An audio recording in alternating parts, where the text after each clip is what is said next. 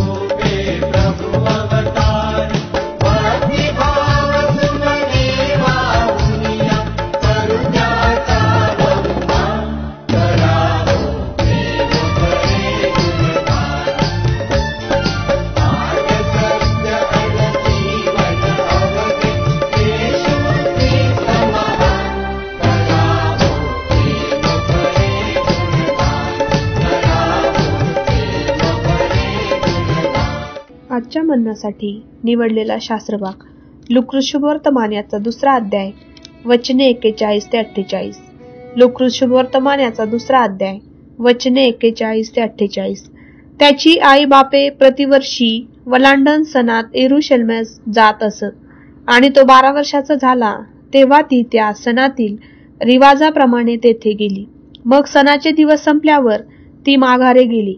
तेव्हा तो मुलगा येशू येरुशलेमात राहिला हे त्याच्या आईबापास कळले नाही. तो वाटेच्या सोबत्यात असेल असे समजून ती 1 दिवसाची वाट चालून गेली. नंतर नातलग व ओळखीचे याजमध्ये त्यांनी त्याचा शोध केला, परंतु तो त्या सापडला नाही.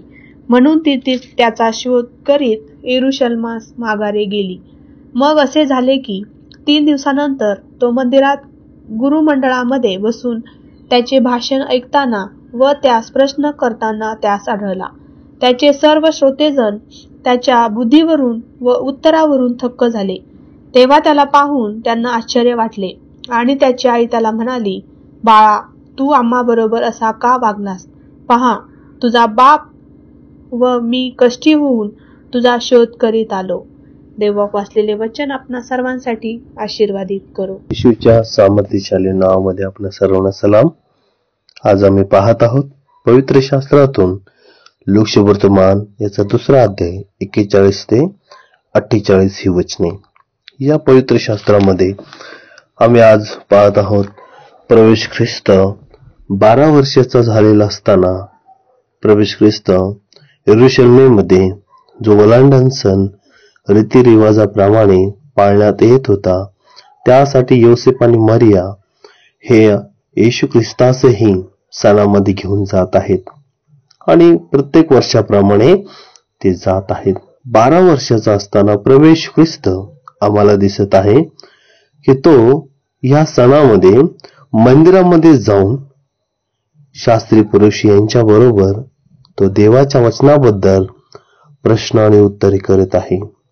प्रियांनो, योसेफ आणि मरिया हे वाट चालत असताना पुन्हा परत गावी जात असताना त्यांना कळून आलं, त्यांना समजलं की येशू आपल्या बरोबर नाहीये. म्हणून ते पुन्हा परत येरुशलेमेकडे आलेले आहेत. आणि बायबल देवबापाचं वचन आम्हाला शिकवतं योसेफ आणि मरिया हे येशू ख्रिस्ताला नातेवाईक व त्याचप्रमाणे ओळखीचे लोक आणि प्रवाशांमध्ये शोधत आहेत. परंतु येशू ख्रिस्त त्यांच्यामध्ये दिसत नाहीये. एक दिवसाची वाट चालून गेले आणि सर्व काही पाहिलं, परंतु येशू ख्रिस्त त्यांना सापडलेला नाहीये. प्रभू येशू ख्रिस्त त्यांना दिसत आहे यरूशलेममध्ये, मंदिरामध्ये. माझ्या प्रियांनो, आज आमचे लेकरं व आम्ही कुठे आहोत? आम्ही देखील येशू ख्रिस्ताप्रमाणे मंदिरामध्येच असावं. तो देव असून तो देवाच्या सानिध्यात किती आहे. आम्ही तर मनुष्य आहोत. आम्हाला किती आवश्यकता आहे की देवाच्या मंदिरात व देवाच्या वचनामध्ये आम्ही रममाण होणं, देवबापाच्या गौरवासाठी एक उपयुक्त पात्र होणं. आज आम्ही देखील ठरवूया की आम्ही नातेवाईक व ओळखीचे लोक आणि वाटेने चालणारे लोक यांच्यामध्ये आम्ही ख्रिस्ताला सोडून, देवाला सोडून रममाण होऊ नये.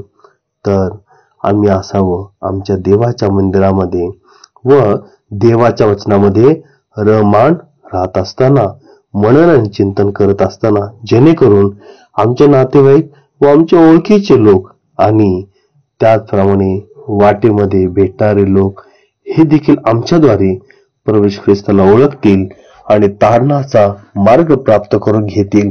त्यांच्या जीवनामध्ये हा खरा ख्रिसमस व नाताळ, ख्रिस्त जन्मोत्सव साजरा होईल. खरोखर येशू ख्रिस्त आम्हासाठी या भूतलामध्ये यासाठी जन्मास आला की आमच्या पापांची क्षमा व्हावी आणि अनेक लोक, या जगातील प्रत्येक मनुष्य स्वतःला ख्रिस्त प्रवेशूच्या द्वारे, रक्ताच्या द्वारे शुद्ध पवित्र करून घेऊन, तारण प्राप्त करून घेऊन आनंद करावा. देवबाप आपल्या सर्वांस आशीर्वाद देऊ. धन्यवाद देवा. आज आम्ही जे तुझं वचन ऐकलं त्यावरती मनन चिंतन करण्यास सहाय्य कर. आणि प्रभू येशू, आम्ही इतरत्र भटकू नव्हे, तर आम्ही देवा तुझ्या मंदिरात असावं, तुझ्या सानिध्यात असावं आणि देवा तुझ्या वचनामध्ये रममाण व्हावं. यासाठी आमचं सहाय्य कर. जसं देवबाप्पा स्तोत्रसहिता एक प्रमाणे देवबाप्पा, होय बाप्पा, सांगितलेलं आहे की जे झाड पाण्याच्या प्रवाहाजवळ लावलेले असते, त्याचं पान कोमजत नाही आणि त्याचं फळ देखील कोणत्याही प्रकारे कोमजत नाही, तर तो आपल्या हंगामी फळ देतो. त्याचं पानही टवटवीत राहतं आणि तो जे काही हाती काम घेतो त्यामध्ये परमेश्वर त्याला यश प्राप्ती देतो. याचप्रमाणे आम्हा प्रत्येकाला घडण्यास सहाय्य कर. आणि देवबाप्पा, आम्ही तुझ्या वचनात राहावं म्हणून आम्हा प्रत्येकाला चांगली बुद्धी दे, समज दे. कारण देवा, शेवटच्या काळात आम्ही जगत आहोत. आम्हाला सहाय्य कर. आम्हा सर्व ऐकणाऱ्यांना पवित्र आत्मा तू चालव, तुझं गौरव करून घे. प्रभू येशूच्या नावात केले प्रार्थना म्हणून ते देवबाप्पा, आमेन.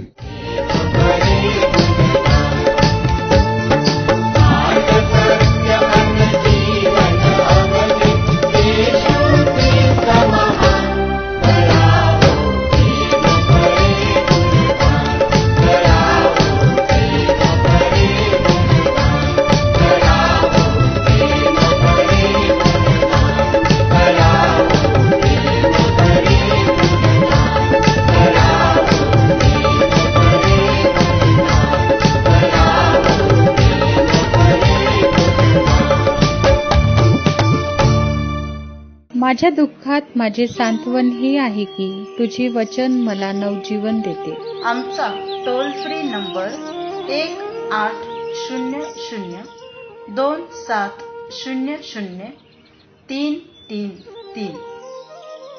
आम्ही आपणासाठी या नंबरवर प्रार्थना करण्यास उपलब्ध आहोत. धन्यवाद.